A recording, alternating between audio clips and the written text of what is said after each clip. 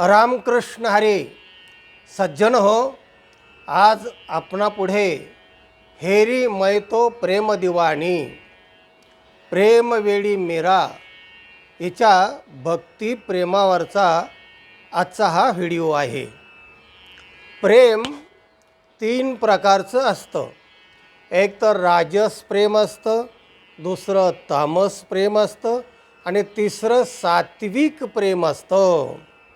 राजस प्रेम जे असतं ते हे जे शृंगारिक असतं, जे शृंगारिक जगत, तेव्हा हे शृंगारिक प्रेम म्हणजे हे रजगुणात्मक प्रेम असतं. आणि ते प्रेम सगळ्यांना माहिती असतं. ते प्रेम पंच बाह्य इंद्रियाने उपभोगल्या जातं. या प्रेमामध्ये जास्तीत जास्त लोक असतात. दुसरं प्रेम आहे ते आहे तामस प्रेम.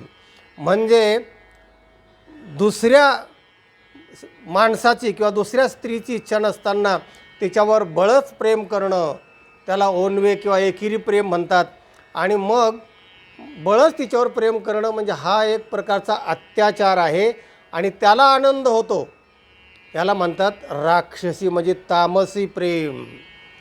आणि तिसरं जे प्रेम आहे ते आहे सात्विक आणि तात्विक प्रेम, की जे सावरियावर मीराने केलं, राधेने केलं, असं जे प्रेम आहे ते आजचं शुद्ध सात्विक प्रेम जे आहे ते प्रेम निर्मळ भक्तिप्रेम. आणि भक्तीचीच मुळात नारदाने व्याख्या अशी केलेली आहे नारद भक्तिसूत्रामध्ये, सात्वस्मिन प्रेम स्वरूपा. ह्या प्रेमप्राप्तीसाठी जे जे भक्त भक्ती करत होते त्यांना अनेक संकटांना सामोरं जावं लागलं, त्यांना निंदा सहन करावी लागली, अनेक अडथळे आले आणि तेच मीराबाईलासुद्धा आले. त्याच्यावर अनेक दोषारोप लोकांनी केले आणि त्या लोकांवर तिने आपलं मत व्यक्त या पद्यामधून केलेलं आहे. आणि भगवान गोपालकृष्णाशी माझा कसा सात्विक प्रेम आहे, किती तात्विक मी त्याच्यावर प्रेम करते आहे, त्याविषयी आजचा हा पद्यविभाग आहे, आजचा हा भाग आहे. ऐका. हेरी मैं तो प्रेम दीवाने मेरा दर्द न जाने कोई, मेरा दर्द न जाने कोई. दर्द म्हणजे दुःख. मीरा म्हणते माझं जे दर्द आहे म्हणजे संवेदना आहे ना, जी सात्विक आणि तात्विक मी म्हटलो ती, तर ही संवेदना मी भगवत त्या सावरियासाठी करते आहे, प्राप्तीसाठी करते आहे.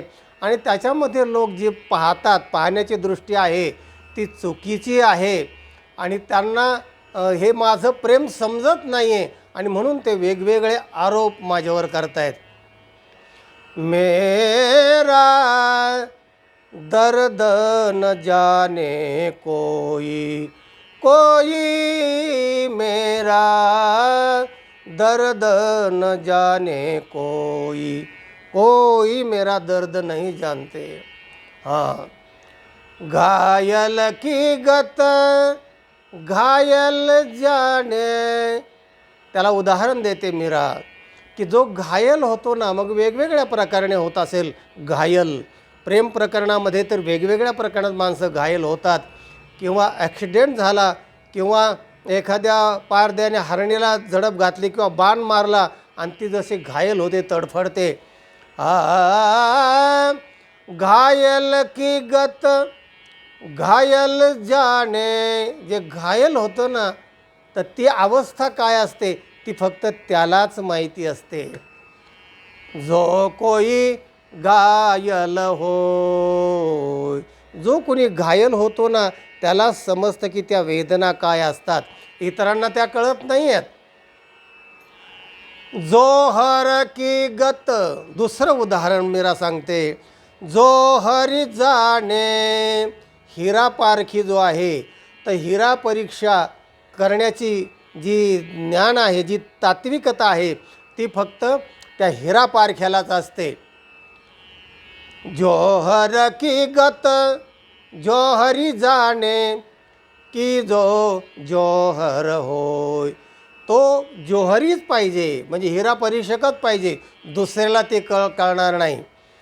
दुजा न जाने कोय, दुसऱ्याला ते हिऱ्याची परीक्षा करणार नाही. आणि माझा जो साध्य असणारा सांवरी आहे तर तो राहतो कुठे, मला का भेटत नाही, तर त्याची कल्पना मीराने पुढे मांडलेली आहे. गगन मंडल पर सेज प्रिया के, गगन मंडल पर सेज प्रिया की, किस विध मिलना होय. तेव्हा त्याची जी सेज आहे, शयनगृह आहे, ते गगनामध्ये आहे आणि माझं कुठं आहे. सोले ऊपर सेज हमारी, आमची 16वर सेज आहे, म्हणजे जमिनीवर पण 16वर सेज असलेली आहे. किस विध सोना होय. आणि अशा 16वरचं जे शयन आहे त्याच्यामध्ये कसला आनंद होणार हो. मग आमचं घर शूलावर असणारं सेज आहे आणि त्याच्यावर मी समजा झोपलेली आहे आणि गगनमंडल पर सेज प्रिया की, किसविध मिलन होय, म्हणजे किती अंतर आहे जमिनीचं आणि आसमानाचं. तर कसं काय आमचं मिलन होणार, कशी आमची संगती होणार, कशी आमची एकरूपता होणार. दर्द की मारी बन बन डोलो.